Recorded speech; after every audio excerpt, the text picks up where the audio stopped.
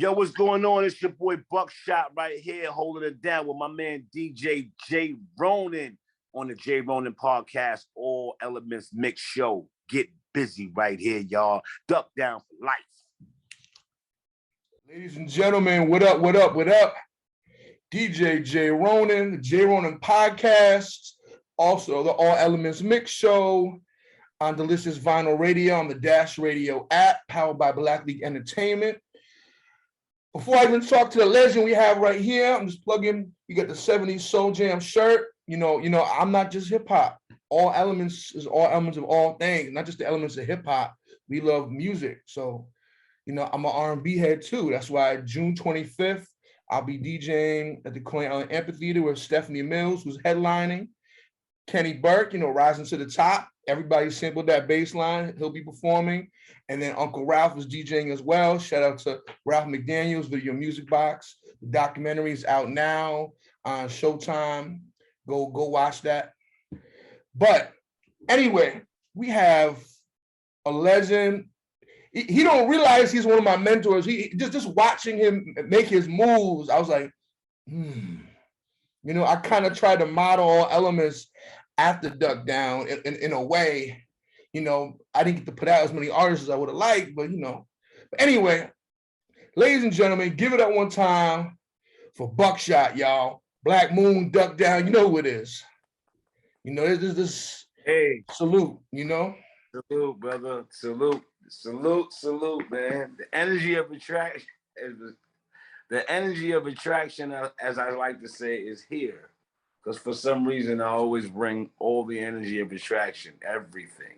You make it happen. I was saying earlier, I feel like, Killer Priest once told me, you're like your own little RZA of your Wu-Tang, the Kermit of your own Muppets. Like, you came in the game with Black Moon, and then you brought in Smith & Wesson and Helter Skelter, and just, so That's much right. moves.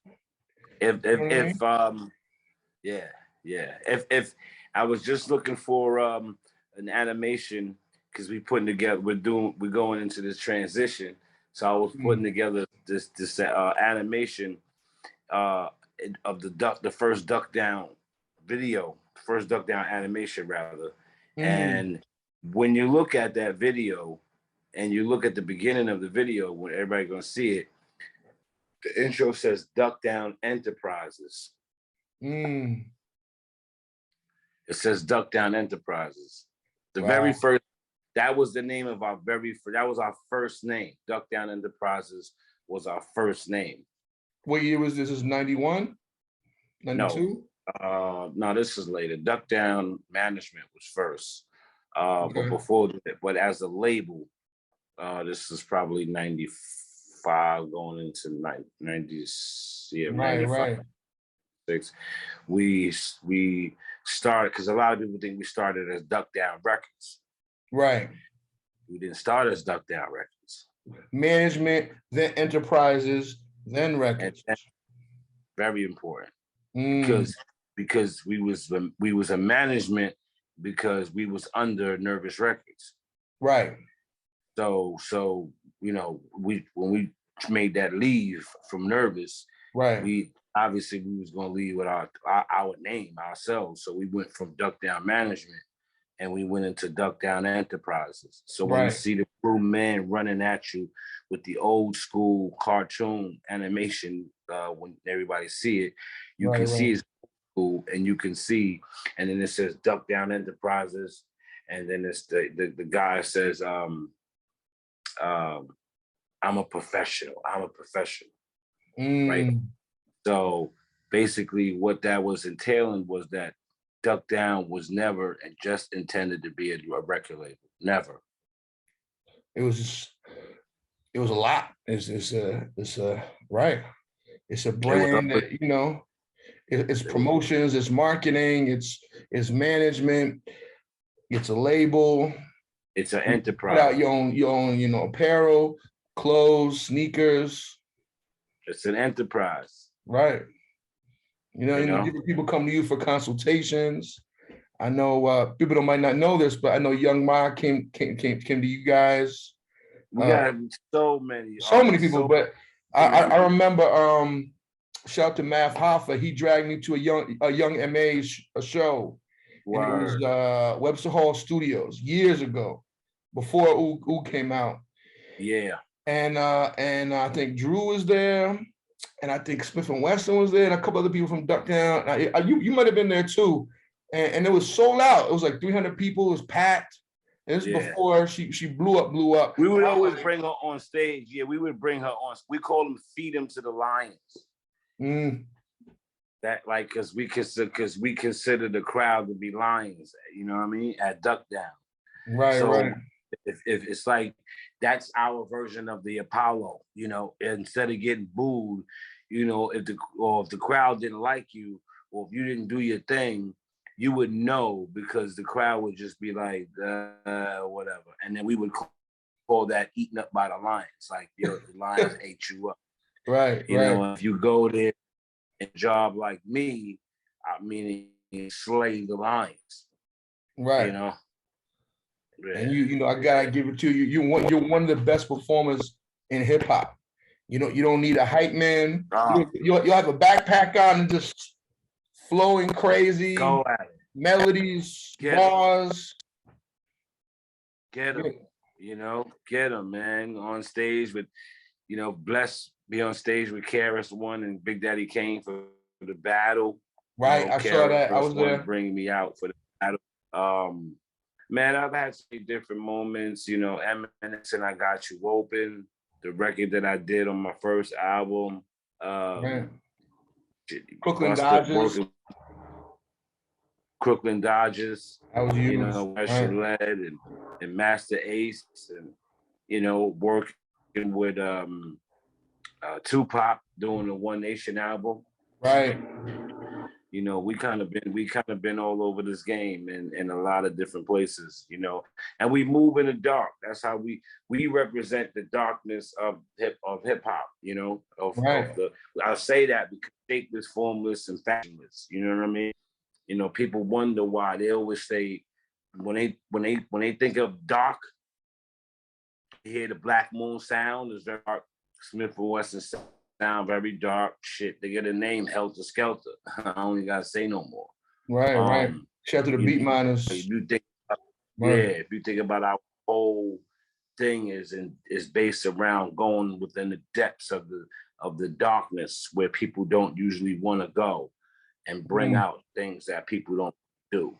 That's who Black Moon, Smith and Wesson, Bootcamp, and you know, 92, 93, 94, 95, 96, those were our years. Every single summer, we had an album that blasted the charts and was able to be an independent label like me and Drew, but still hang with the artists on major labels from 92, 93, 94, 95, 96. Right. So that's what time stamped us as Duckdown in the hip hop industry, because we did things that were mostly impossible to do according to the average person. That's why they went to the major labels.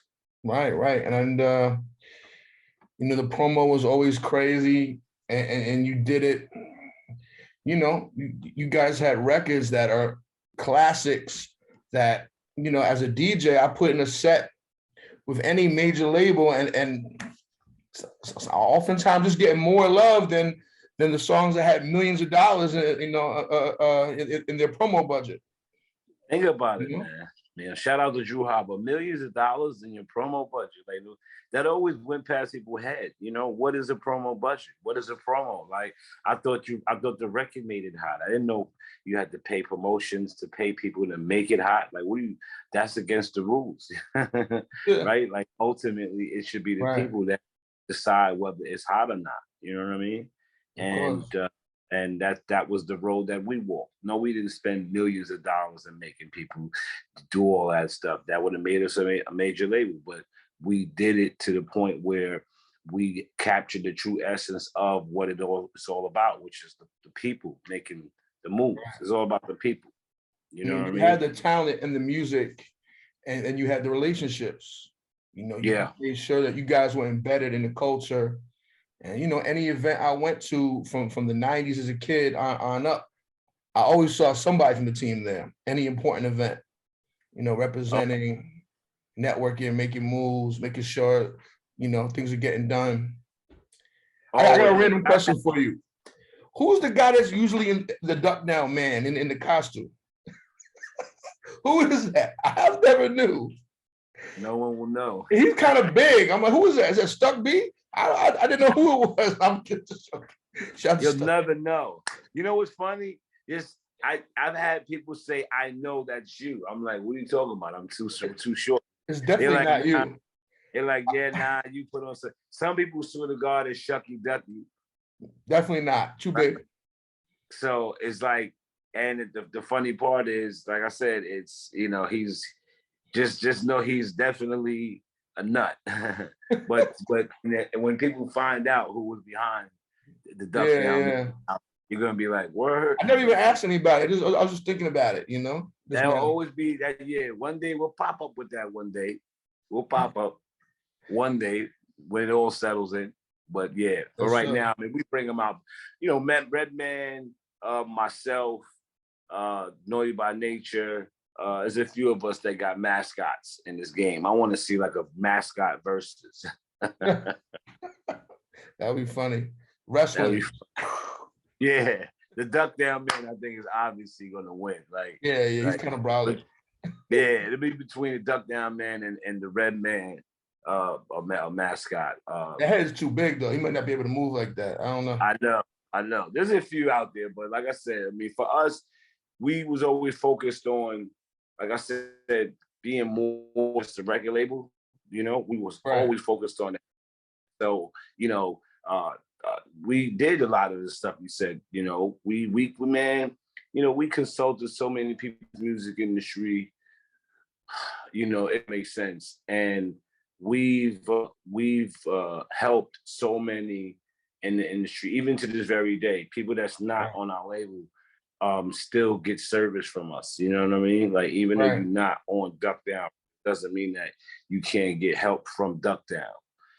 And that was important, even to this very day.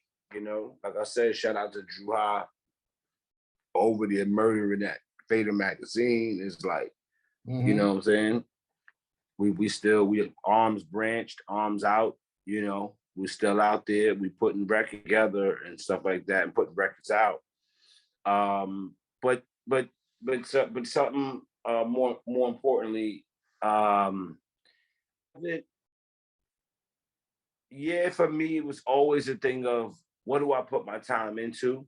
Do I put it into put myself out and putting out records and going on the road and staying on the road and doing all this stuff and blah, blah, blah, or do I give somebody else an opportunity to give them a chance? And I was always took the second, because I have so many summers. And it's like, no, I don't want to be one of these artists, because I'm not, like, who think that you're going to be on top forever and all of that stuff like that. That's not me. So knowing that, you gotta know when to open the door, and I chose to put most of my time and energy into opening the door and leaving the mark and a foundation for artists like MA or Joey Badass or whoever, DJ, everybody, Static, whoever. Bootcamp Clik in general, we just, our stuff, other stuff. A lot of people don't know, rest in peace, that we had the last Black Rob album.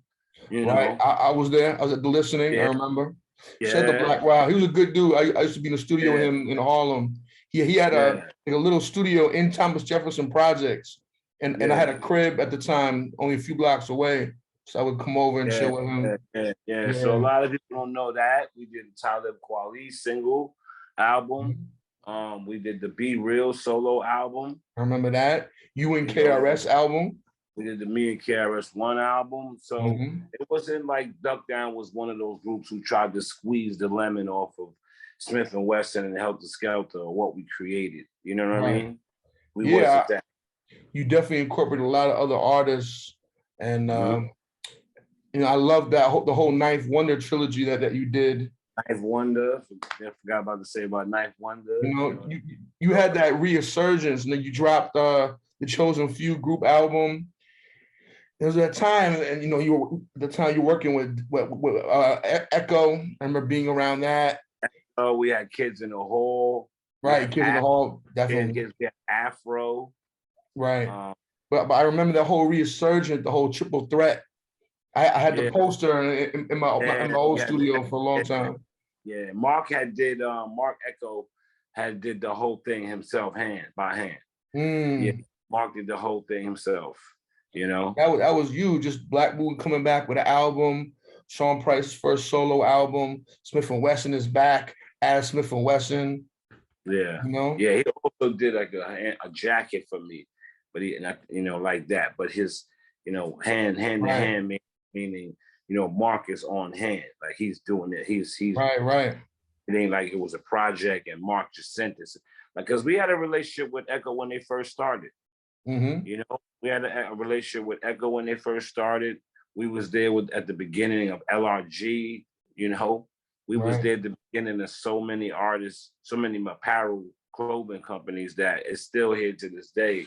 And some are around, some are scattered, but we just did the LRG collaboration just now.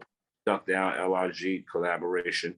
So once again, we still relevant in the sense of working with people and bringing out new products and projects and things like that, collaborations. Keep that revolving door open. And I remember also part of that resurgence is you teamed up with Ninth Wonder. You did the project with him, but you also had Ninth and Crisis doing beats with Smith & Wesson, with Sean. And some of their artists also working with you guys. So it's kind of the whole North Carolina meets Brooklyn thing. And it really worked. Right. Yeah, he was really the big resurgence of Duckdown. It was a beautiful thing. Look, let's take it back to the beginning though. Tell me a little bit about how you grew up in Brooklyn and how you came into emceeing and Black Moon. Well, I grew up all around Brooklyn, Crown Heights, Bushwick, Brownsville, Coney Island, you name it. And I started out as an entertainer because my uncle was an entertainer. And I got most of my, I would say, entertainment life from my years in Coney Island. And there was a ride by the name of the Himalaya. And if people go over there, you would be able to dance and boogie and all that stuff. And I was a dancer. Right. So I started out dancing and, in the early 80s. And I didn't stop dancing. I didn't transition, rather, from dancing to emceeing until 1990. Really? Going into, yeah. That's crazy because you think about how advanced you were as an MC on your very first album, but the way you rolled the beat and performed, it was like a dancer. You were dancing on it. That was the secret sauce. A lot of people didn't know, like, internally also, like a lot of that was the sauce. It wasn't the fact that I had to find those flows or try to do that, like whatever I was doing. I didn't have to try to do that. You know what I mean? I just had to flow the way, I just had to run the way I move, and that came like that. You know what I mean? So like, and during the 90s, when my boy got locked up, and me and Five used to dance with him, we had no choice but to become MC at that point. And Five introduced me to Black Moon, and Five introduced me to Evil D. Rather. Right. And then they were DJs, Black Moon, and then Evil D was Black Moon. So then it became D, and then the Father T became Buckshot, and then we became Black Moon. Wow. Okay. Yeah. Shout out to Evil D. I was just with him at the Bushwick Collective on Saturday. He was holding it down, making sure everything was, smooth, the transitions, and of course he did his thing DJing too. Yeah, man. So a lot of people do that, you know what I mean? So that happened, and then during the time I was an intern at MCA Records. I had got an internship during MCA, and that led to being put in the unsigned hype of the Source. There was the Source section called unsigned hype. We had made that. That was mega huge for us. That was huge. You know, DMX was in that. Biggie was in that.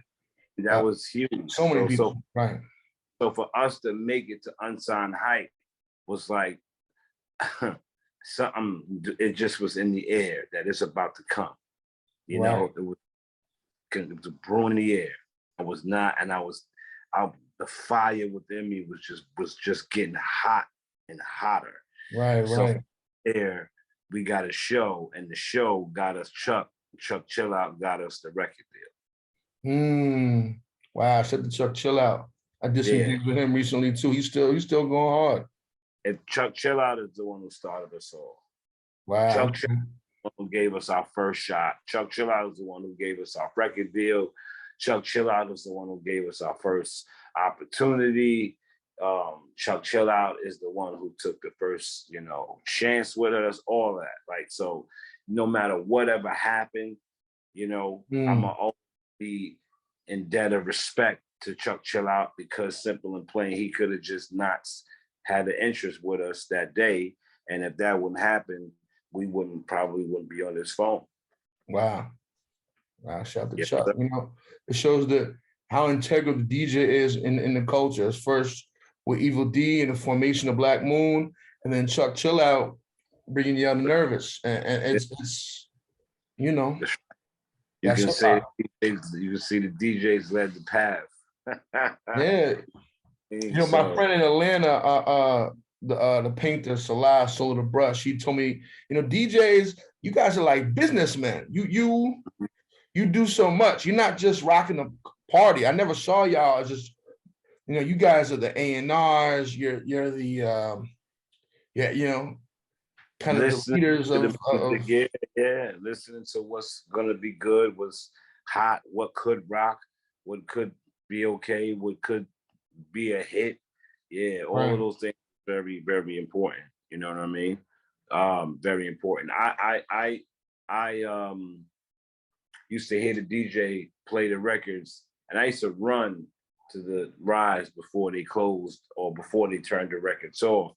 And I used to get my boogie on. Me and my partner, me and 5FT, used to just get our boogie on, or me and my man Mighty would get our boogie on, and we would go down there. And it was funny because during that time, a little while after that, simultaneously, I had tried to sell some hats that had glitter on it, and that you know, that was a wash. You know, I tried to sell some singles that I had got from MCA. Had a bunch of those. Went to the Manhattan. Yeah, I'm an intern days too. I used to singles and whatever. Right. I tried to sell them. It was a wash. There was nothing sold.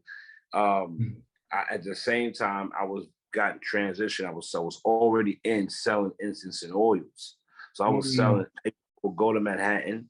That was a good thing for me. Like I went to Manhattan and I would sell $5 bottles of oil, $10 bottles, $20 bottles. Egyptian musk and musk. You know, Noir, what was it? Somali Rose, you know, Blue Now, you name it. You know what I'm saying? I had it all. Blue Now, I had it all. I had the incense, I had the jewelry. So that was a good business for me. That was a good business for me. And I loved it so much that I loved it. You know, I would just love to wake up in the morning and get ready to go to Manhattan and just because I loved it, because the challenge of getting a customer was not based on setting your stuff up and just waiting. You know, the challenge of getting the customer was setting it up, and then personality got to start. You got to start. Right, you got to reel them in. You got to reel them in. Right. You know, hey, I smell that from here. Like, smell what? You know, the stuff that you're wearing the stuff I got, you ain't put on yet. You know? joking around. I would just, so you got to know how to just play with people and, you know, work around with people and stuff. So I got that experience back then, you know, as an entrepreneur on a low, you know, wasn't even really attention to this stuff. I just knew that was my personality. That's how I am. And that transition over into when I got the deal at Nervous and I flipped out because they had, you know, gave us bad royalties. I wasn't afraid to start my own label because I wasn't afraid to have my own business because I was never afraid to hustle, you know, and get out there and handle business. And that was very important to me. Right. Yeah. To me, it's always been crazy how major labels always have taken advantage of artists and they don't pay them properly. And you see it with the streaming services now. What would you have without these artists? You'd have nothing. You'd have an office full of people with nothing to put out, you know? Right. And to me, it's robbery. I mean, you know, streaming is money, but it's horrible. It's terrible. Because think about it. I remember certain Duckdown records selling 50,000 units before streaming, doing great independently, or even more than that. And now, you know, people are on top of Billboard 200 selling 8,000 records and a bunch of streams. It's crazy. And people aren't even buying the hard copy. Well, what they should do is, and I think all of us artists know already what it is, but what will happen is the exposure of the rates, right? And how the rates expose. And no one's ever, we learn by signs and symbols, you know? Right. And human. So my job from this point on, coming back to this, as we call it, the surface, is to give people the difference between knowing how their ratio is like 10-1. You know, from the beginning, once I'm here, I'm already messed up. It shouldn't be a question of how much messed up I want to be. Once I'm here, where I'm doing 1 million streams, I'm getting $5,000, that's already off, right? Like the numbers are already off, no matter what numbers you try to equate to them, you know? It comes down to a terms and conditions. And if you agree to the terms and conditions, it doesn't matter what the ratio is, how much is off. You agree to the terms and conditions. So what, you know, what happened was we got put in a position where we was pushed into a closet. The real physical stuff was dying out. Retail was not long. And then it came with the digital software options, which was streaming. So it caught us as artists in the middle of the crossroads, and we got pushed into streaming for no reason. We would have never went to streaming if we had the choice. You know, $1 million streams is $5,000. We would have never done that. I see collectors now, they prefer vinyl and tapes over CDs a lot of times, you know? Yeah, you know, I mean, you know, the collector thing is, it's still what it is, right? Like if you still messed up deal from the artist, you know, like, you know, the contract is messed up, none of those things. Now, it's like you're still going to support the artist, the label that got most of the money and blah, blah, blah, blah, blah. So that's not that. What people got to understand too is that there's statute of limitations on contracts, you know? So some of the artists out there should probably go check with the artist, the label, and see if their statute of limitation is up where you can get your masters back or negotiate for your masters. That's another thing that some people should do, because a lot of people don't do. A lot of y'all artists out there don't know that. I've seen Dilla been going through it with Tommy Boy, and Tommy Boy just sold all the rights to some billionaire. Yeah, so you have the right to go after your stuff. You have the right. 100% will have the right. I mean, you know, and you know, it's just sad because what happens is most people they don't because they feel like it takes too much and it costs too much to try to go get the stuff that, you know. But you should do it. You should go out, take the time, and go do it. You know, like how we do. And Duckdown is a See, we've always been about the people. Right. And that's one thing that separates Duckdown, goulash concept of a CEO, Mr. Fabrichan, fat belly, Popeye stomach with the round. Hey, I got a belly though. Well, you don't have to. I'm joking. I know. I'm working on it. I'm going to the dojo. You don't have one round glasses with the loop and a cigar. That's no. I have a monocle like monocle. Yeah, whatever. Oh my god. That right there. No more of those guys running the industry. You know what I mean? They were just raping everybody. So their time is coming to an end right now. Right. Now that we have things like Duckdown going into the transition that they're about to go to.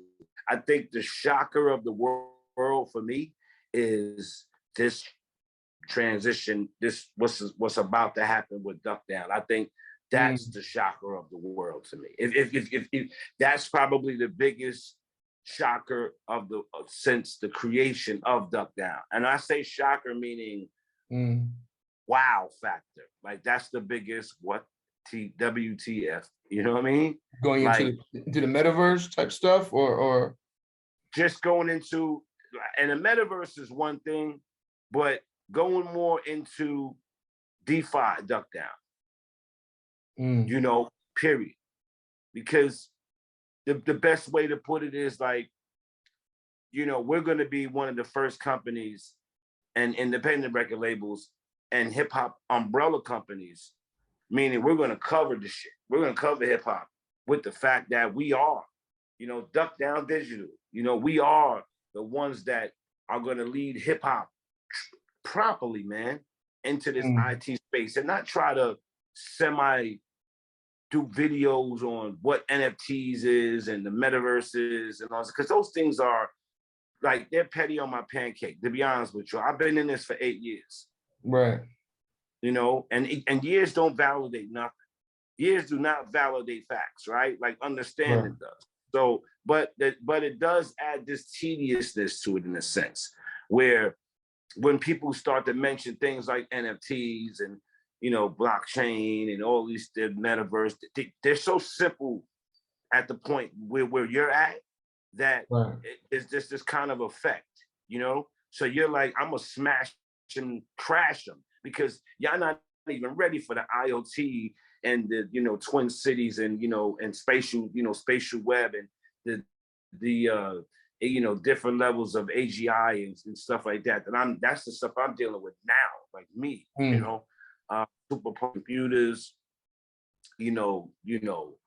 real stuff. And so when we go back to like NFTs, non-fungible tokens, and the metaverse, which is just basically, VR space, built out, with individual creative plugins or whatever you want to call it. Those things are simple. They are so simple for me. That's a drop in the bucket for me, bro. So what we're about to do with Duckdown is so much next level because, it's a difference between having like a metaverse is fine for those who want a metaverse. We're more on the VR city side. A metaverse is just a fancy name for what we do. We've been had VR. Right. That's not new. We've been had video games that have VR in it. Like you have Grand Theft Auto, right? Like Fortnite. These are VR spaces, aka metaverse. Like they tried to market this new name, and they did, and it worked for a second. But like any other butter on the pancake, it melts out, right? So even that name, metaverse, and the whole thing is like, and even the whole essence of the NFT, what people know, from what they know, is like dying out. Because let me tell you, if you're not somebody like me who knows what NFTs is really about, you're going to think they're about JPEGs with smart contracts and Ethereum. And that's dying out, that whole trend, it's crashed. It's why wouldn't it? It's one lane in a 40-lane highway, right? Like, so Ethereum, that's one network. right, with one contract. Solidity, JPEGs, monkey faces, banana heads, that's not even what NFTs is about, bro. Right. You can use the NFT system for that, which they did. And they had a nice run, but it's butter on the pancake. It's going to melt out. That's not what NFTs is about. Non-fungible tokens is not about that. It's about something totally different. It's about a network, it's about a system. And if you understand what that network is and you understand what that system really is, then you are going to be the shit. And let me tell you something. This is the first time I will announce this. Well, I appreciate it. This the first time I will announce this. And and I'm gonna tell everybody right now, and I probably won't announce it for a minute, but Bitcoin has chose us. Bitcoin chose us. Bitcoin is the dominant father in this game. Bitcoin is the runner. Bitcoin is cryptocurrency, definitely. Of course. Bitcoin. So now that Bitcoin, we're quietly plotting, quietly planning. It's not about who, it's not about what, it's about knowing that they were quietly plotting and planning. And they were quietly plotting and planning to say to Ethereum, if you think that you could be better than us in this game, whether it be smart contracts, NFTs, whatever it is, right? Right. You're wrong. You're totally wrong, right? This is our game. So Bitcoin has now announced the launch of the connection between Stacks and the Buck. And the Buck is a Buck token. And the Buck token works with Bitcoin. So it's the coin is named after me, the Buck. Nice. And we work alongside of Bitcoin right now. Okay. You think it'll be available on Coinbase or apps like that? It'll be available. Well, basically, it works like UPG is UPG.social is going to be the new home of hip hop. It's supported with the Bucks. Okay. And Bitcoin got our back, not Ethereum.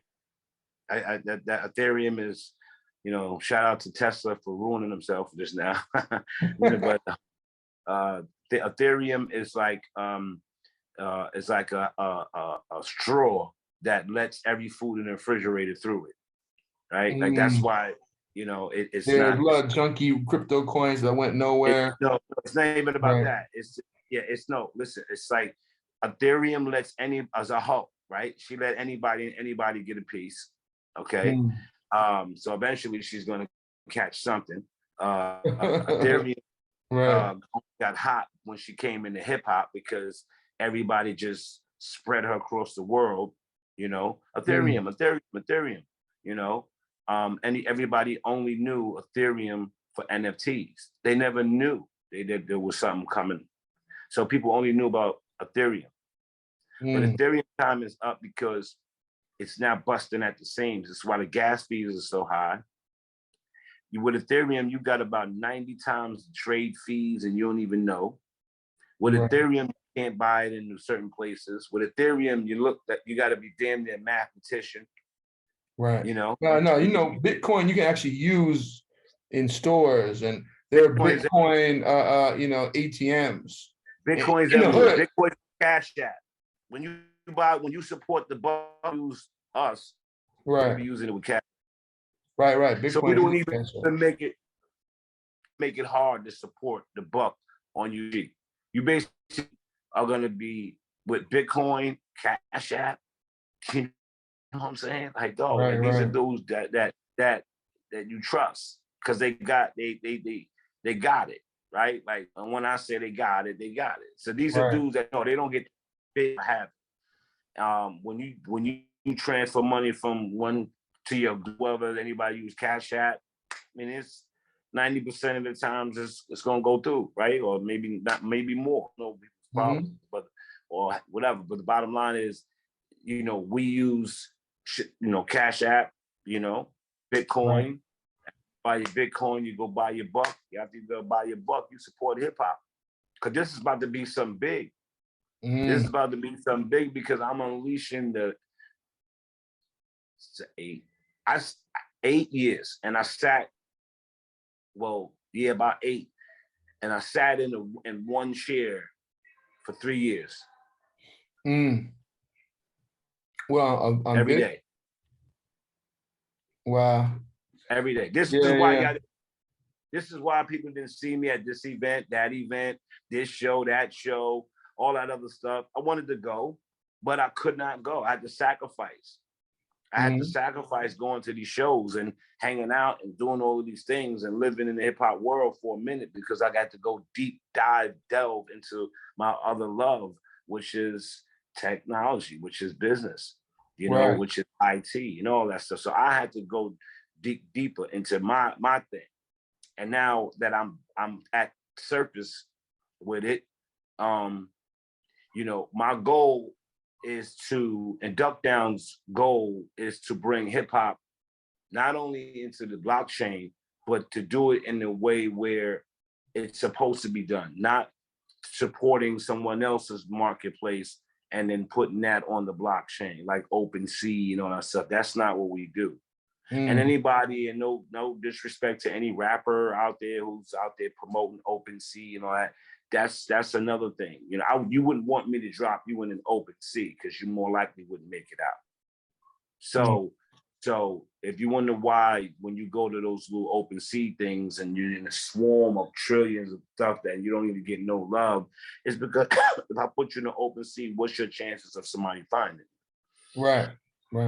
So you don't want to be in those type of systems. You want to be in systems like Duckdown because we backed by Bitcoin, we backed by Stacks, and Stacks is the ones who write all the contracts. Stacks is the ones who wrote the contract for the city coins. Nice. So it's us, Stacks, and Bitcoin. I mean, could you think about how hard Bitcoin is going to smash Ethereum now that they have NFT power? That they have smart contract power? It's a wrap. I mean, I always thought Ethereum is kind of a second place anyway. You have your iPhone and you have your Galaxy. I was, you know what I mean? Like, and I personally am an iPhone person. I'll do both. Right. I don't care, to be honest with you, right? But it doesn't matter to me. It's just that I want to do what works. And if it's easier for you, J-Ronin to rock with me on an iPhone, then I'm going to go get an iPhone because I just want to do what works. I want to make the best thing happen. I want the best thing that happens. You understand? Right. With the best experience. So that's why I go with the best, like everybody else. And that's why, for me to have put in 8 years worth of hard work and labor and sacrifice hours and 14-hour days, 15-hour days. These are days I was coming out with pain. I was in pain. I remember Elon Musk said that. Yeah, I was in pain, bro. Like mental pain, all types of stuff. Like, and I knew that we were gonna make it out of this, and I knew we was gonna get out of it, and we made it out. And it's like, once again, thanks to Bitcoin, I gotta give Bitcoin their props because they rock with us. They don't rock with nobody else. Right. You're not going to see Bitcoin rock. Bitcoin don't rock with people like that. That's why they so big. That's why they so on them, because they only rock with the best. They only rock with the top. Right. Wow. And that's it. That's why I said this was my aha moment, because everybody expects me to have $1 billion to be at the top. Nah, you just got to have this. Well, knowledge is power. And with that, you get everything else that you need, Everything. So now Duckdown to be more decentralized. People are going to be putting out projects on Duckdown duckdownnft.com that people are going to be voting on, you know. You know, we got things like the public project that's coming out where, you know, people is about support and projects, and we need each other. We need each other. We don't have the outside. So it's just going to be an internal repetitious system that grows and grows. Right. For an example, someone buys the Buck and they go support a J-Ronin project, they benefit, everyone benefits. The growth of the Buck benefits. You benefit because you've given them service and vice versa. Now what it does is it gives you guys peer-to-peer action. And then from that point on, there's no more middlemen. We don't need no big red companies. We don't need no big, we don't need no more middlemen. It's just us now. We got our world back and we got it back. I'm gonna keep in touch with you about a few things. I got a lot of projects coming out. Oh yeah, but you know, look, let me tell you something. I'm the first. People could, there's nobody, who else did it? I'm the first to put hip hop on the blockchain, Duckdown. We're the first to put hip hop on the blockchain. Don't let nobody else lie to you. Because that's what I'm here for, the debates too. I'm ready for the debates. Don't let them lie to you. Like hip hop artists endorsing blockchains does not consist, that doesn't mean that you are on a blockchain. Right. Or with a blockchain. See, endorsing a blockchain and being with a blockchain is different. Being with a blockchain, the only other level after that is having a blockchain. And that's that's not in your crazy infrastructure, but who could have a better blockchain than Bitcoin? Let's be honest. Right? Like I know the whole system. I know the whole thing, what it was written in, Shore 256, the curve. I know a lot of stuff. And it's 21 billion, all that great. That's not why Bitcoin is the illest. There's so many other reasons why. The bottom line is like, why try to out-challenge the illest? You know, when the illest is ready to roll with you because he peeped how ill you are. Like Stacks peeped me and we connect through Stacks. Shout out to Munib, by the way. I'm gonna send this interview to you. Shout out to Munib Ali, the CEO of Stacks. Shout out to Jonas. Shout out to Mitchell. Who am I leaving out? Probably a few other people that I'm leaving out, but when they get this interview, but shout out to you, Jonas. Shout out to Mitchell. Shout out to Munib Ali for believing in me and believing in what I do and knowing that I'm going to take Stacks to another level. Right, that's what's up. What musically, any other artists coming out on Duckdown in the well, like I year? said, I know you said you're decentralizing it more. Yeah. So what happens is all you guys get to vote on what producers you like. Y'all get to vote on the rapper you like. You get to vote on how it sounds. You get to vote on the studio you use. You guys are going to get together and vote on all that. I'm going to make the cattle call. Everyone's going to come. Person A is going to play the beat. Everybody going to listen to it.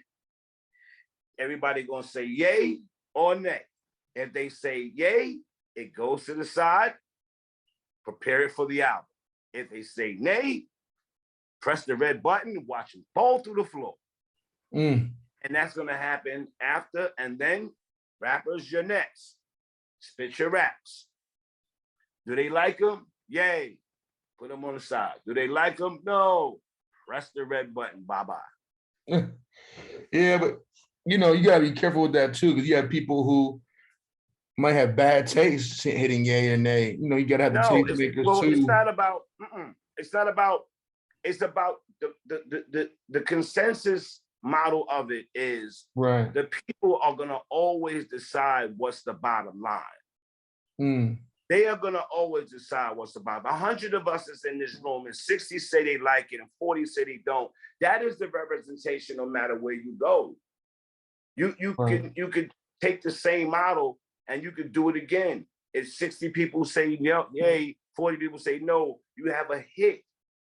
So if you're in a room and that, or you're in a space and you're constantly surrounded by this consensus mechanism that allows you to know whether this project is going to be a hit or not, because 60% of people say yay and 40% say no.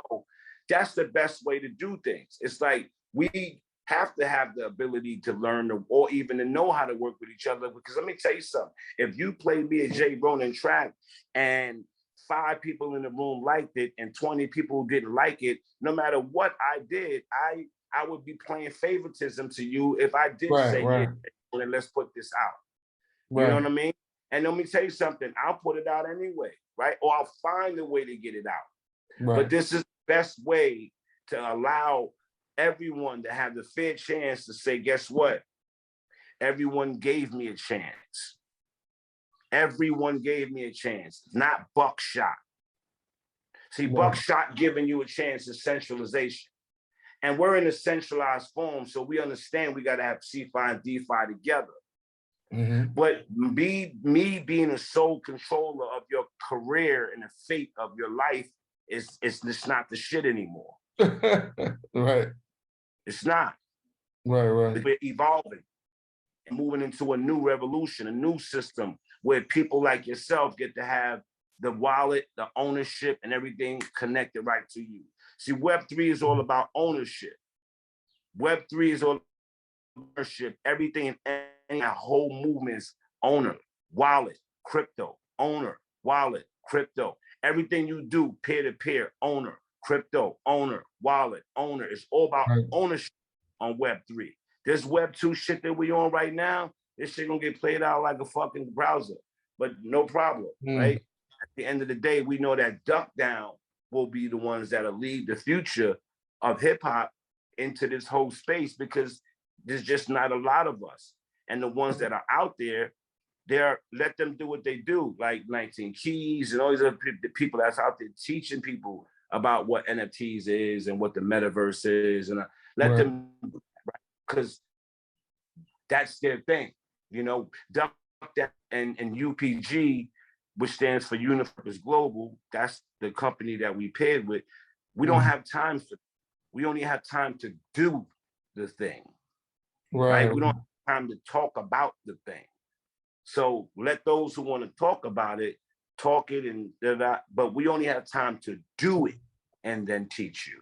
And that's why June 10th, that's what's happening. June 10th is going to be the release of the Duckdown's transition from the Duckdown 2.0 where you see now to the Duckdown 3.0. We're just leading the transition in the hip hop. You've been hearing about Web3 a lot. We're just leading Web3 into hip. We're leading hip hop into Web3, and no one could do it like us. No one, because no one can hang with me in IT. Like I'll invite the best, from the language to the C++, Python 2.0. You want to go software? You want to go APIs? You want to go back end, front end? You know, what do you want to go? You want to go physical hard chips? You want to go to logic gates, GPUs, CPUs, motherboard chips? I can hang with you in probably any area that you can step in. Nice. You know, someone that I had to learn, you know, I had to build a computer. So I know the hardware side of it a little more than that. Hardware's my joint, man. I first learned to get back to learning with the clothespin and watching, putting the pins in and clicking the, remember the little lights, and if you turn both one way, it opens the switch, the channel, Yeah. Light come on. If you turn the switch, the two blue, but with the clothespins that way, it closes the channel so the light goes off, and it contacts with the little and. So I actually got my chips all around these places. So yeah, so I've had my chip, I've had my motherboard days. I'm still into hardware, but I'm into both. I'm into everything, man. That's and I decided to put out this project because I wanted to help lead the people into that domain. I wanted to help lead them into this space and not have them think I'm putting out a project because I'm trying to be on top. and put out another record and sell 1 trillion records. It's not about that. It's about me using this as a catalyst, as a voice to give people good music to listen to and rock to while they're in these spaces. But understand that they have to go to these spaces, and if nobody gonna do it, we're Duckdown is the first label and the only label that would have time-stamped hip hop on a blockchain that cannot be unbroken. So that means that every story that's told through Duckdown will be not only told and on a blockchain, but is locked and is protected and written in stone. So do you want to come through our channel where when people talk about J-Ronin in the future, you know it's facts because it was through that way? Or do you want it to come through all these other crappy craps where anything goes? You know, and that's why we bring artists through here, producers through here. Our next project, like I said, you know, I want to see new producers. I want to see new rappers. I want to see new artists. Right, and I don't want them to not have an excuse. You know what I'm saying? Right. You know, I'm gonna bring you some new people. Trust me, I got a lot of young artists, producers that I'm working with. Please bring them, because there's nothing better than it's having a system like DuckdownNFTs.com where we don't have to worry about release dates like that. Do you understand? It won't be necessarily about release dates. You know, it'll be about drop dates, you know, which is just when people have bundles that they're ready, because you got to sell things in bundles today. But it's when people have their projects ready to go. That's what that's when they're being released on. And I'm talking about a DeFi, brother. Like, this is going from 4 artists that you would normally know on Duckdown to something that, you know, is DeFi of the CeFi version that a lot of people wouldn't have been afraid to do. Like, why is it that every artist and any artist would put their stuff up on YouTube or on Spotify or on all these other places, and you know that you're gonna get no love there? Right. And YouTube monetization is trash. Whatever. Right. You got to put in the work. Right. But I used to get a little bit of bread on YouTube. Now I don't get anything. Literally, the whole shit is just crazy. Right. They changed it where you need I think 240,000 minutes watched per year, every year, or they take your monetization away. It's bananas. It's you can't even get anything. And they have ads on your stuff anyway, and they're making money off you. All of that versus somebody buying the J-Ronin tape off of DuckdownNFTs.com and the money goes straight to your wallet. Like, I'm not again, though, I'm not into this stuff. I'm not into the old third party, Mr. Fabrichan taking fees and leaves and trees. And once I hear all that, I don't need that. We're in a new DeFi space. This is DeFi now, but they call it peer-to-peer, wallet to wallet, pocket to pocket, no middleman in the middle. If I need J-Ronin stuff, I hit J-Ronin up. The stuff go to his wallet. He send his stuff to me, to my wallet. And I just start listening to J-Ronin stuff, bumping it, playing it, loving it.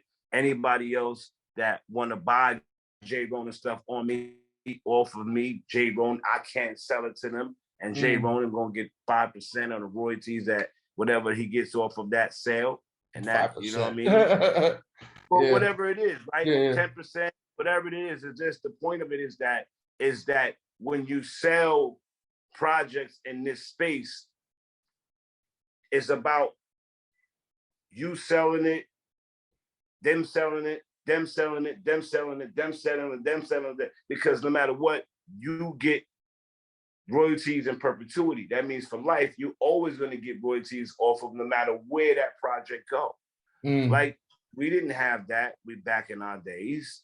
And the only version we had of that is publishing, and that's getting played on the radio, whatever, and even that was whack. But we didn't have it to we didn't have it to where as if somebody bought Jay-Z CD, walked out of Best Buy, they CD. They own it. But they but if they try to resell it, they're not gonna get nothing for it. They own that CD. They don't own what's in it, but they own the CD. That's an NFT. You can now take that CD or NFT and try to resell it. Back in the days, who's gonna buy a CD off you? Like, come on, I should have sat in the room. But as an NFT, there's people all over the world that would have never looked and saw this, and they're looking for it, and they found it off of you, and now they could buy it off of you. That's what the whole NFT thing is really all about. So it's not just paintings, monkey faces, and all that other crap. It's about you putting out a project or a product that the public is gonna be able to resell and resell and resell, and you're gonna get paid for life off of every sale that happens from that, and royalties from everything that happens from that, and encouragement. Hey, I'm down. I'll be in touch with you a lot more. you know, I always felt like I should be picking your brain more. And I was running around doing my own thing, and the game has changed so much. Yeah. I remember, early on, I was just in the street selling CDs. And then we had social media, we had MySpace, and I got on MySpace early before most of the artists, and started making money through there and through social media and online promo marketing, not just street teams, and being on that early. And then the mixtapes died, streaming came in, and I had to adjust. And for me, it's still curating events, and I've fallen back from chasing after the artists and entertainment, and just getting cool with the owners of the stadiums, of the clubs, the venues, and the booking agents. And then you know what, Ronin, go curate. You already know all the artists, so we'll pay you to put this together. We'll give you a budget, and for me, that's working out better than just booking the club. Like, why pay for the club when the club will pay me and give me a budget to pay the artists? You know what I mean? You're on the good side. That's a beautiful side to be on. Anytime you're doing something, the biggest thing to do is to do. So anytime you're doing something, period, you get a 100% bump. You get the bo for buck. You know what I mean? Because if you're doing, know how hard it takes to get up, go to communicate those promoters, and physically walk there. Some it's easy to just sit around. Ideas goes in two directions. They cost money and they cause laziness, right? So it's like, what direction are you going in, and you doing it right now the proper way? Because look at what we're not going back, right? I think people could see that we're preparing for a new infrastructure going forward, but we're not going back. Unfortunately, didn't go back tonight, ripping the cameras down after 9/11. And we're not going to go back to Club 47 and Club Shake a Booty and all that. It's just, it's not going to, right? And it's like, conspiracy or not, I can tell you a few reasons. It's not going to happen. Like, there's a new infrastructure that's being built. That is true. But the old stuff, they waiting it out, bro. They're going to wait it out.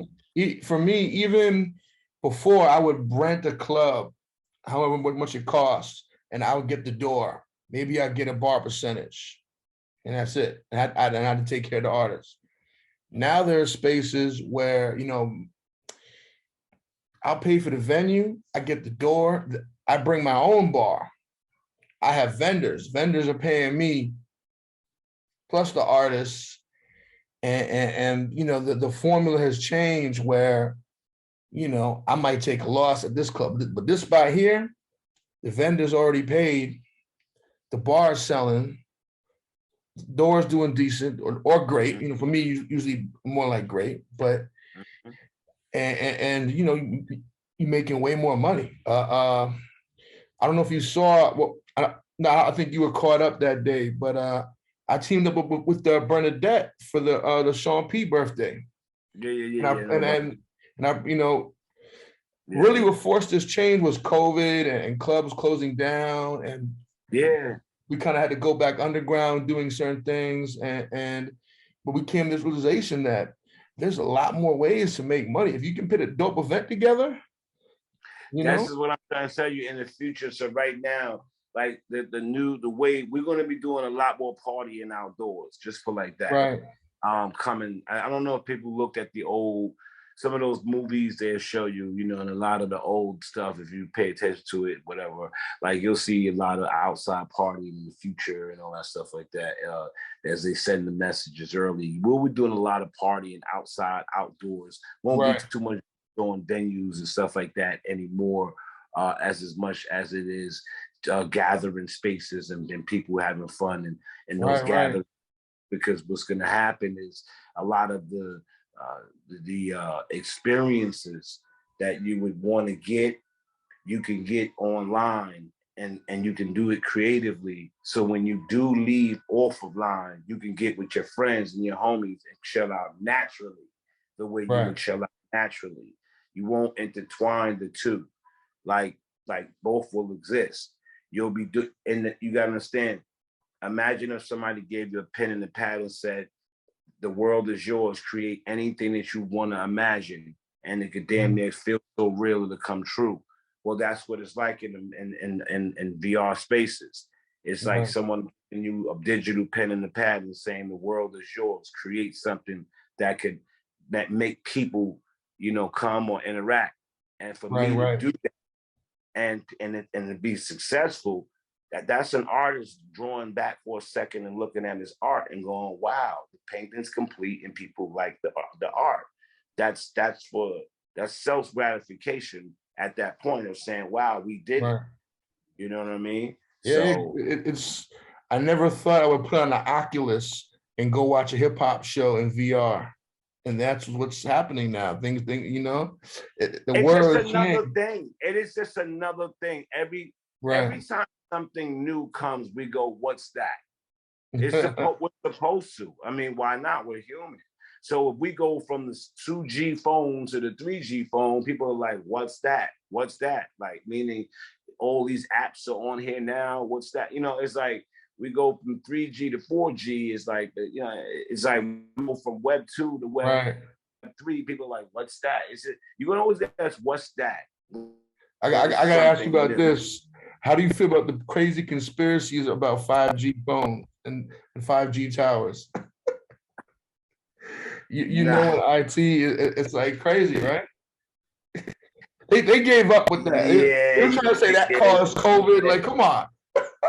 Yeah. But I know, unfortunately, I know a little bit too much about mobile myself. I wish I could join the party of the 5G conspiracy thing, but most people that say that, they don't even know how 5G works, right? Like they still think 5G comes off of a tower and spreads 5G circulum, like space, what we call bubble space, over the city, and everybody buys their time from it, and then it's like signals. Like, nah, 5G. It ain't that. 5G work off these little things called MIMO boxes. MIMO boxes, maximum in, maximum out. 2 great boxes, maximum in, maximum out, but they gotta be within a certain range of each other.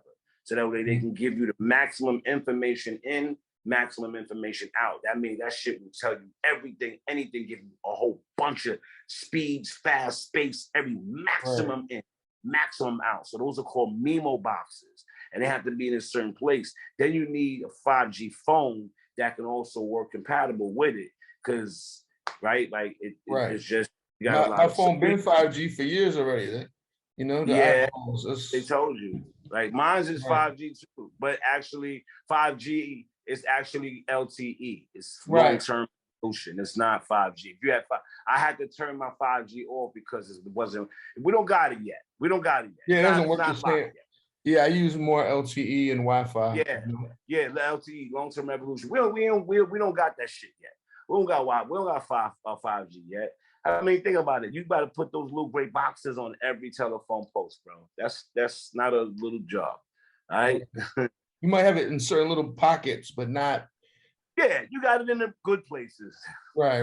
But at the same time, but it's not. It's not that easy, bro. It's not that easy. And so once again, My boys, Lyricist Lounge, Danny and Anthony, they got that's where I saw you last.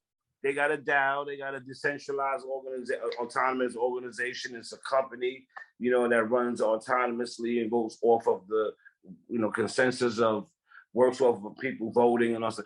Everything is going to be going into this consensusized concept. You understand? Like the oligarchy, version is just, it's died down.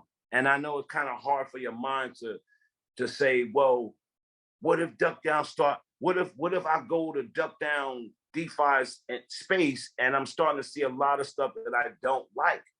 Well, then you're gonna start seeing a lot of stuff that you do like, and and basically the concept is welcome to the world, welcome to the world of where we're at. Meaning, welcome to the world of YouTube, welcome to the world of all these other Spotify, all the rest. Meaning, we don't treat you like the rest of them. But the foundation giving you a chance, an opportunity, and opening the doors for everybody will exist. As long as there's some kind of quality control with the people in mind, because not everybody's a platform. There's a lot of garbage out there, Well, you gotta. It's common sense in a way that this is where they won. You understand? Is that you let the people decide all the way, every day. This is the reason why there's people that will buy J-Ronin mixtape, some won't. Right. But if you was somewhere where somebody that only wouldn't give you that opportunity was open the door, you would never get in, right? If you was in where the people that didn't like you, if you was in that space only, you would never get on. Right. But there's people that do like you, and that's how you got on, and that's only through opportunity.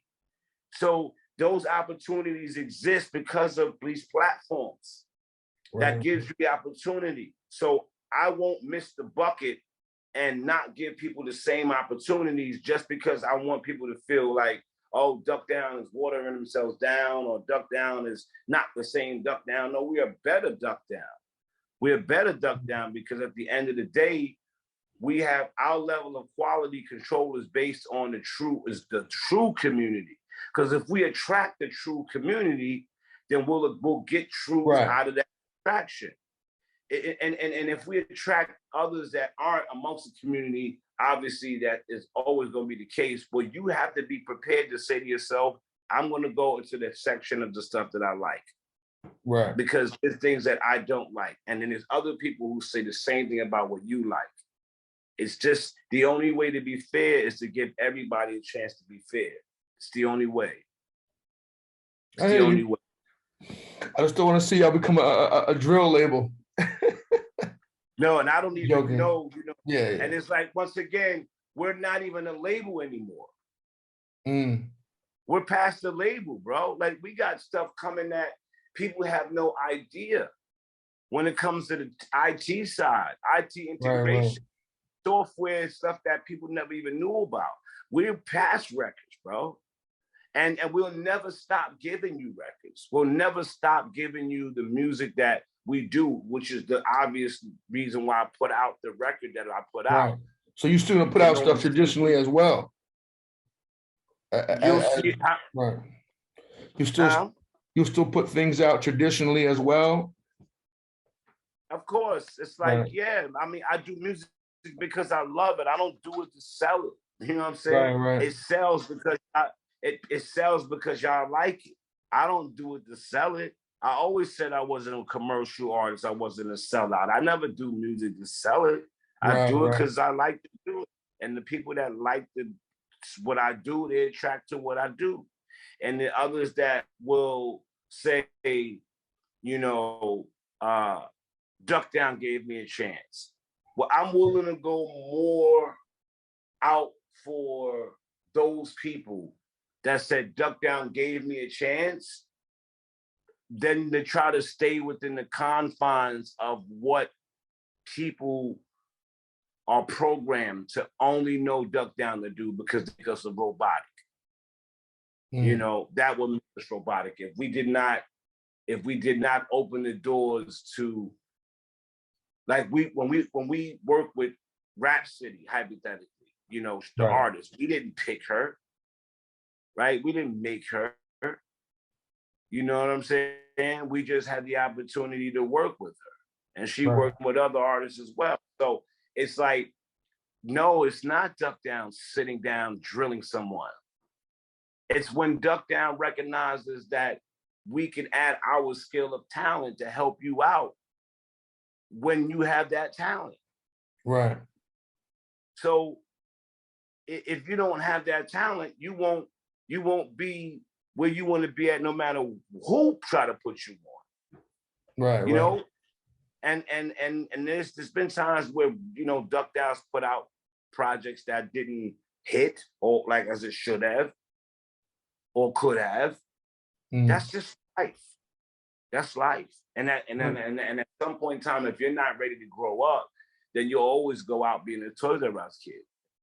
You know, and you gotta know that there comes a time when people like J-Ronin gotta have more of a voice to say, yo, dog, you know, I think, you know, this producer and that producer and this producer should really be a part of that project that's about to do, you know? And and I think they got some dope shit. And you know, me go, really? Okay, cool. Bring them to the table, you know, and you bring them to the table and you know, one day we have an event, we're playing the tracks and everybody's just booing the hell out of it. Well, hey, there's 100 people in here. Ronin, what do you want me to do? I gave you the opportunity. Yeah. No. You know, I'm not worried about that. I got a good ear, you know. I used to manage a Beat Butcher who would do some stuff for Sean, and you know, he got his second Grammy now, and he's doing great. Still my good brother, you know. He's still humble, you know. He'll come over here and crash at the crib, but you know, he's producing for everybody now. And it's funny though, because I was bringing him to everybody 2008, 9, 10. People were like, oh, he's dope, but you know, I brought him to Jim Jones, I brought him to the Kweli, and you know, much respect to both of them. But sometimes it happens. Yeah, it happens. But Jay-Z and Beyonce got on the record, you know, Tyler Creator and you know, Griselda grabbed them up, and they did a whole project, you know, with this production, you know, and so that's what I'm trying to explain to you. Like, think about it, right? Like, if Talib Kweli, if that would have happened over here at Duckdown, you know, Duckdown NFT, where we're at now, and much respect to Kweli, you know, me and him is still cool. I'm not trying to say anything, you know, bad. Yeah, you know, I get you. People didn't see the vision that I was trying to show them with this one particular producer, you know. So think about it, right? Like that's an example. That's a use case of what I mean by saying sometimes we can't be the end or be all of that old A&R style of picking out records anymore. You know, that just style is just, it's outdated, and some, you know, you hit and miss. You know, and sometimes it's just, I don't personally think that it's cool at all. I think that Duckdown, we put out this record called For the People. We've always been about for the people. Always got our likes from the people, our consensus from the people, what they want, what they don't want. We work with the people. Right. And I think ultimately that's the deciders of it all. Right. And you feed the people. Is there another Duckdown barbecue coming up? Oh, every we always have our Duckdown barbecue. All right. Yeah, you know, I always have fun over there. Yeah, we always have a duck. I mean, and that's like I said, I'm happy to be one of the labels that's still alive from the last Mohican days of like Loud Records and, you know, and was the Raucous Records and right. It was so many. I can't even remember, bro. Like, you know, back in the days, and for us to still be here. You know, like I said, not trying to squeeze the lemon of Sean Price and Buckshot and I Got You Open, Smith & Wesson, Help Skelter, and Bootcamp, and trying to squeeze it until there's nothing left. That is not who Duckdown is. Duckdown is all about growth and development. Right. I mean, look, you guys are working with Joey Badass, Young M.A. as a good examples. Kids in the Hall, like you said, another good example. Shelter Knowledge, I wish I was looking at we had the sneakers, we had the book bag, we had the merchandise, we have the new era hats. I got the Sean P. New era hat. Hats. We got the LRG community, we got the LRG collaboration. Right. The Duckdown sneakers, the Duckdown umbrellas out there. I mean, we and now, like I said, Duckdown digital, like us moving into the space where people get a chance to see the Duckdown man have a lot more activity, Right. I mean, people will be able to see and just imagine, right? The ability to make the Duckdown man and anything that you want to make him in for that, like that day, like the wearables. For you, if you want to make a Christmas Duckdown, all the stuff that we already got, like Christmas Duckdown, barbecue Duckdown, holiday Duckdown, Thanksgiving Duckdown, people seen all of those in our stuff. So imagine bringing that to a wearable world where people themselves get a chance to have fun with their homies and play around and do different things, because people just like to do shit when they bored. You know what I mean? Right. So like doing stuff like that with the Duckdown man and AR, just having people. It's for me, it's a beautiful thing because I know we're early, like how we were with the independent label. We were early. I knew it then. We had duckdown.com in like 95, 96. We were early then. We putting people on to the fact that the internet was going to take over before records and CDs died out. We were early then. Definitely. And now that we are on the next level of Web 3.0 early, and we putting people on about how when you roll with us, this is the first and the only place that's going to time stamp the true story and history of who you are in hip hop on an unbreakable library. We're on that. Right. I've always looked for you guys as inspiration. You've always just watching all the moves. It's always made me want to work harder and make things happen. And I just want to thank you. For all the contributions to the culture. You, man. And I've got to work with a lot of artists, that are part of Bootcamp. I did mixtapes with Smith & Wesson, recorded with them. Rest in peace, Sean used to come to my crib and we used to sell 1,000,001 verses. The mother, that's my dude. He was a hustler. He was a hustler, Shout out to Duckdown Records. You know what I'm saying? Definitely. Shout out to Ruck. That's my boy, man. I think thanks, man. I appreciate even being able to have the opportunity to tell people this stuff right now, because I'm gonna, look, I'm coming to the surface, and like any other tree that grows to the surface, a tree or rose that grow from the concrete your garden, you're gonna be met. You're gonna be met with a lot of resistance, and that's what I'm prepared for. My guns is ready, my tongues is ready. My music is ready, my energy is ready, my voice is ready. I'm ready. General Buck is ready. That's right. And one of the things I didn't get to build with you about is I have this new brand called Rolling with Ronin, where I'm trying to encourage people to get healthier and then train in martial arts, particularly the hip hop community. Whether they're teenagers, kids, 30s, 40s, 50s, years, however old you are, come train, get healthy.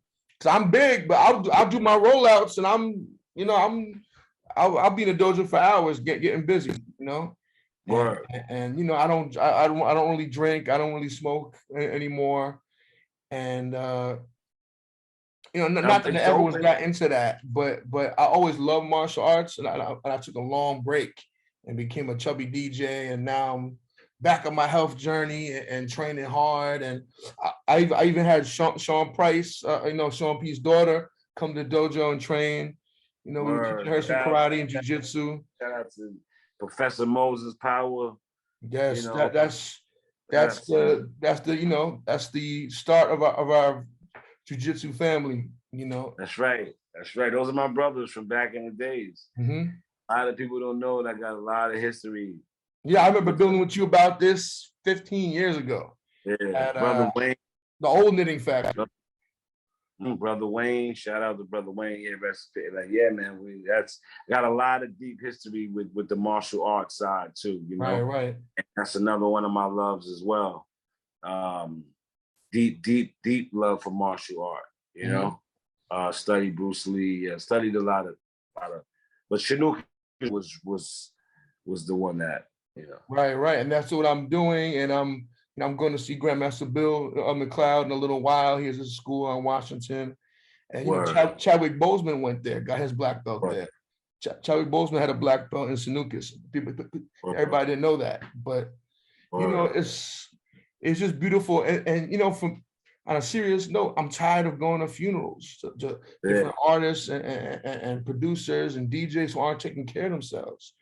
It's like just come train, come to the dojo. The rate of the ones that are killing themselves to the rate from the ones that are dying off. You could see the passion behind me wanting to timestamp our story in a way where it's unbreakable. Unbreakable meaning you won't be able to go from DJ Ronin to DJ J-Ronin, you know, Ronin. Right. Somebody they're telling you a story of how you used to kill it in hip hop, you know, but you know, you gotta they put you with longer hair, you know, your whole beard don't look the same, and it just ain't you. It's stories of what you or the, you know, it'll get out of hand as time go by. The more they lose the original files and records, they only have what they heard or was replaced. Right. And that happens over history and time and history and time. People get big, known, stamp themselves in history. Somebody else come and take their identity and say, no, I'm really the guy that look like that, or I'm really that guy. And that we can't have that with hip hop. We can't have someone take our culture, because we're at the last line, everybody. So we can't have our people take what we do and make them go from Tupac to Tupac. Because we're up against that, and that's why I'm doing what I'm doing with Duckdown, and I'll take one for the team. You know, I'll take one for the team. That's why I'm a general, because I'll put myself out there and take one for the team. Right. You know, and that's really what it is. You want your daughter to have money. You want your kids or your family to be able to eat off of what you left behind. That's and the only way to do that is for it to be yours own. Right. And you look at people taking people's stories and telling it different or wrong. I was just on John, you know, Johnny Rotten from the Sex Pistols. Yeah. They didn't come, he never signed off on this Pistols TV show that's on Hulu and Disney Plus overseas. They didn't come to him until it was already done. They didn't have him, you know, they didn't work with him, consult him, anything. Yeah. And they're telling his life story as a TV show, and they're not even cutting him in or nothing. Like, and how do you do those type of things? You know what I mean? Like, those things don't exist in our in our world. Everything happens with a smart contract. You can't even move without one. Right. I don't get how that's even happened. I mean, you look at the Wu-Tang show on Hulu. You know, RZA's behind that. He made the whole clan, you know, all part of it as creative consultants. It's over. Right. Speaking of which, you know, it's time for a boot camp TV series. Yeah, everybody tell us that, man. It's time. It's time. A movie or personally a TV series, because a series is better. You can tell more stories, you know. I'm not gonna find any of us. I don't know who would play Buckshot. That got to be a crazy motherfucker. I have no idea. Good luck. Good luck. You know, casting is not. Oh God, good luck. Trying to Good cast luck. Sean, trying to cast Derain, Tech. Trying to cast Sean Price. Oh God. Just I'll be there. I'll be there for 3 weeks, you know. But if it could be done.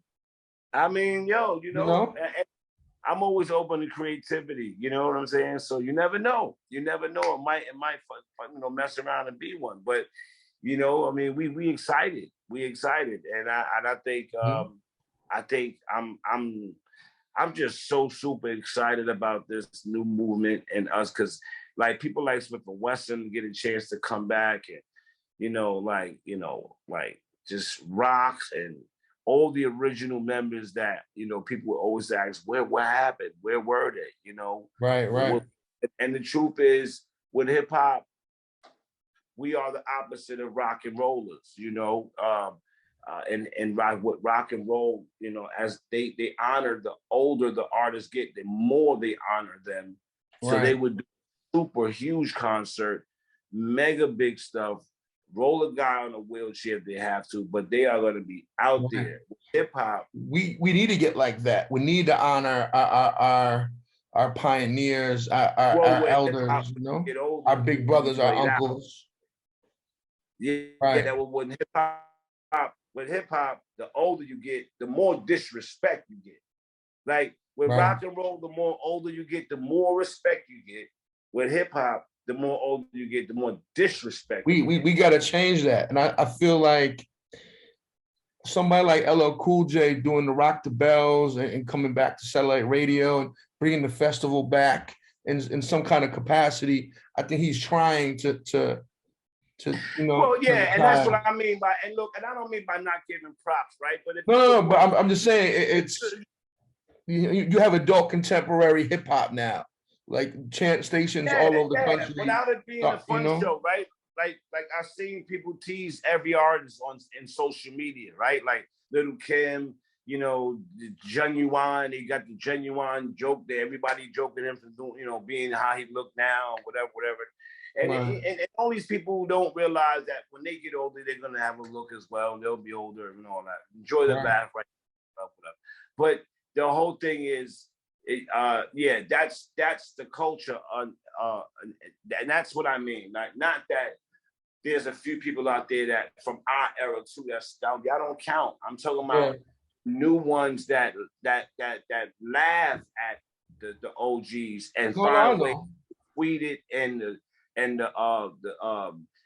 to troll it and to meme it and to put it in every way where they're looking for laughter for making people laugh, but laughter doesn't bring anything, right? Like goodwill does. Laughter is just a result of being happy. But if you can laugh, that shit could mean that you centerfold, schemers, anything, right? So true laughter is a result of being happiness. So when people looking and they laughing at, you know, these old artists that ain't getting their props no more, I always look and say that, you know, the last laugh will be on them because they're the ones who stamped themselves in the sign in history. And you're still a fan throwing a tomato. And a lot of these people often are you know, who laugh at people's hard times or just, you know, just start up negativity and laugh about it. They're not doing so well themselves. Usually they're in a messed up situation, you know? Yeah. Child soldiers took their kid. You know, they're in the P's messed up, but they want to hate on people on Twitter or whatever. Like, you know, it's always people in glass houses throwing stones. And it's like, take in the glass house. Sir, take your dinner, right? Pay your bill. That's my new thing. I'll take anything that you can serve out. Just pay your bill when I serve out. Yeah, and they can dish it out and they can't take it. Yeah, when you try to disrespect me, I'm gonna sit back and laugh. That's my version of paying my bill. Now, when I serve you yours, please do the same. Yeah, there was a situation where, shout out to Jazzo, people was trying to play him online, and I checked them hard. And I was like, y'all talking, you wanna be MCs, you can't even rap without rapping over your song. Jazzo rap circles around you. Y'all are trash. Like, how dare you disrespect him? You know, that's the big bro.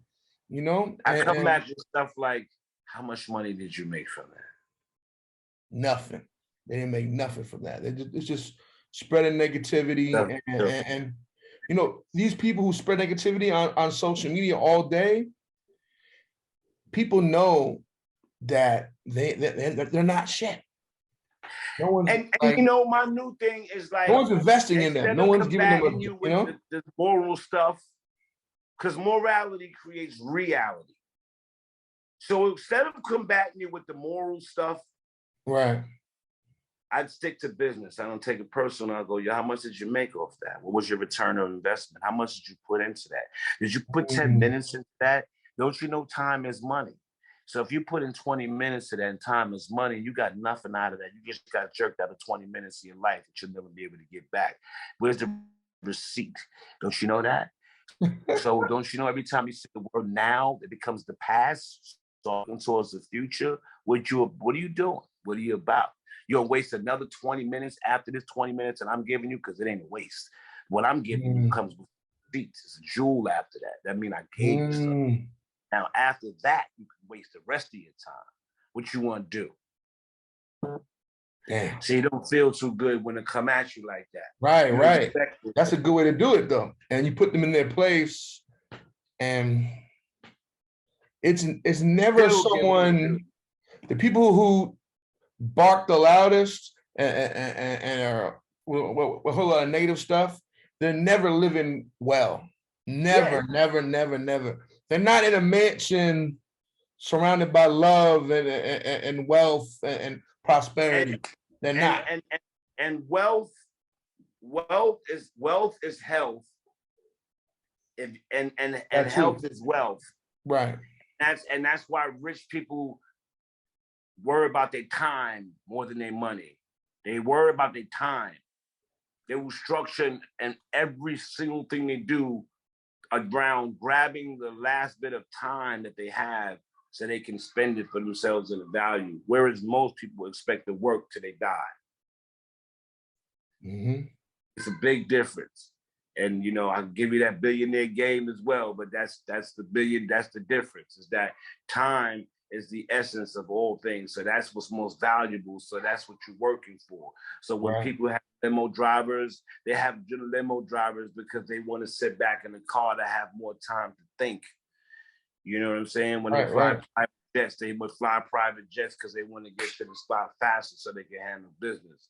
You know, there's always a reason why certain people do certain things for certain reasons, and then others copy that and give it the bad rap. Definitely. I always say, you know, if you're stressing me out and you're wasting my time, at this point, I gotta cut you loose, and I can't. You know, you can't be doing that. You know, it's. I'll tell people, oh, I want studio time. I'm like, listen, you're terrible. I can't sit there for 3 hours, no matter how much you pay me. It's gonna hurt my spirit. It's gonna hurt my ears. Like it's not worth my time. Even if you pay me $100 an hour, $1,000 an hour, it's not worth it. You know, and the thing is, for me, the hard part is being able to stand out in the front and know that you're going to face that type of stuff as a person, as a label, and what you do when you're in that position where, you know, 90% of the guys from our era or the era before me, not even the era, not even in my era, the era before me, you know, like I'm 2 eras before. So the guys that's in my era that's definitely not gonna like the stuff in this era, because they 2 eras before, right? And the era before after me may not like this stuff because there was an era after, but that's my point. It's too many eras for me or my era to say we will be the foundation of what decides how Duckdown moves in the future from this point on. Right. It's like, you know, you gotta transition. You gotta let the young be the young. You gotta let the youth be the youth. You know, we were young at our time when we were the ones, and people probably thought we were radical because we wasn't around doing what Jam Master Jay and all those dudes were doing. But it was what we did, and we stamped our time in hip hop. So a lot of the young kids, I'm obviously not going to be able to relate to that. You understand me? Because it's too many errors after me. It's just they need, young need mentors. You still got to drop jewels on them, teach them the history, teach them, like all the guys on my team, they're under 30, but they know about the history of hip hop. That's what they do. You got you. I was with this guy. I'll give you an example. I was in the club some years back at Toka Tuesdays, and this guy, he's managing some up and coming artists. He's acting like he's a big shot. The room was full of legends, and he's acting like he's a big shot. And the artist didn't go nowhere. And I think he bumped into Easy Mo B. He was like, "Get out of here, man! Don't you know who I am?" And I said, "Bro," I pulled him aside. "That's Easy Mo B. He did Half a Ready to Die, produced for Pac, for Kane, like that. Flavor in Your Ear." So many classics. Did an album with Miles Davis. You got Miles, right behind you. Did a hip hop album with Miles Davis, or Miles was alive, not after he passed. And you disrespecting this man. Like, this is why we got to know our history and mentor the youth, and let the youth be the youth, but let them do it in a way that makes sense. That'll bring them prosperity. This is what I'm saying. So one of the problems with our era, right? Like, I'm green. I know that much about tech, IT. You know what I'm saying? Software, hardware. Like, guys from my era should not be in a position where a lot of them are in, and not lead by example. We don't need a leader. We need someone to lead by example, so we can see the lead and follow. That's me. That's Duckdown with the independent label, right? That's Duckdown with you with the you guys call it the metaverse. It's really VR, right? That's cryptocurrencies, right? The buck token. That's Duckdown with, like, you gotta know how to do it respectfully. Look, how about this? We're the only ones who gave the founding fathers of hip hop their own token, right? Their own currency. So within this world of hip hop, you can spend these tokens, and you know who have these tokens? Kool Herc, Grandmaster Flash, the Furious 5, Grandmaster Cass, Busy B, Curtis Blow. These are people who got the coins that the hip hop community ever wanted to stand up. Now's the time. If you're gonna leave it on my back, I'll carry it. But if you now want to say and stop the whole, we don't got our own, we don't have nothing, we don't want to give us a chance, it's here now. It's what you wanted to come from. You wanted to come from the devil himself, though. Right? Like, you'll believe it if Chase the bank gave it to you and said, "Here, take it." But but if Buckshot, who's the enemy of the bank, gives it to you, I got a harder chance. So I got a harder fight, because you're programmed to think if it comes from the bank, gotta be good. So let's see if hip hop support what we're doing. Let's see if hip hop as a community really do come through and say, "Oh, I'm gonna go to UPG." Or go to the Duckdown room, or go to UPG where Buckshot is at, and I'm gonna buy a hip hop token. Let me get a few Kool Hercs. And what happened is, if you get a Kool Herc, every time you get a Kool Herc get a piece. Every time you spend a Grandmaster Cass get a piece. So shouldn't our founding fathers get a piece of what we created as a hip hop culture? The same way you put the George Washington on dollar bill, you still 100%. I always thank them, whether it's Kool Herc, Red Alert, Grandmaster Cass, Marley Marr. I thank them for paving the way, and without them, I wouldn't be here. Same thing. So it's if they got something for sale and I see them, they get a T-shirt or a mixtape, or I'm talking about more so back in the day. Yeah, I'll cop it. I'll support it. It's just on GP. Beautiful. This is beautiful because And now you gotta push that forward, now, digitally, right? yeah, that's the most important thing because you can't lie there. This is more about supporting the true story than it is trying to sell merchandise, put out music. Those things are involved in it. Right. Time, and we want to have a good time and be creative and all these other things, but it's really not the root of it. Right. It's time stamping the true story, not allowing it to go any other way than the way that we know it's supposed to go as the hip hop community. Right. That's what we need to do. I know that I'm going to take the hit. You think the hip hop community is even ready for the fact that Buck is with Bitcoin? There's gonna be some hate coming your way, but a lot of support too. That's how it goes. I wouldn't be nothing without the haters. If Right. I didn't have haters, I wouldn't have waiters to serve the platers. You know what I'm saying? So at the end of the day, bring it on, baby. But right. It's just that we're in this, what most people would have thought, because what would have happened was this, right? Like the death of Duckdown would have happened if we would have stayed analog. No question. Yeah. No question. Right? Because just wouldn't it be, do me and you even have to think about that when we know that analog is gone across the board, no matter what you do, car, house, it don't matter. I mean, we still got vinyl sales, but that's the collectors. Who has a record player? I'm a DJ though, but You're a DJ. A lot of people don't. Some people have records that they don't even have record player. Right? Like does that can't you see my thing of like it's a niche of course. Love that you're holding on to now. But niche love can't feed families and families and families, No, it not only can't, but it's not practical of where we're at today. Everyone's not going to go out and get a record player. Right. It's a hot thing that just happened just now. A new niche that came above, bubbled like a hot bubble, and it's there. Enjoy it. Buy the vinyl, support the vinyl, because it's a part of hip hop.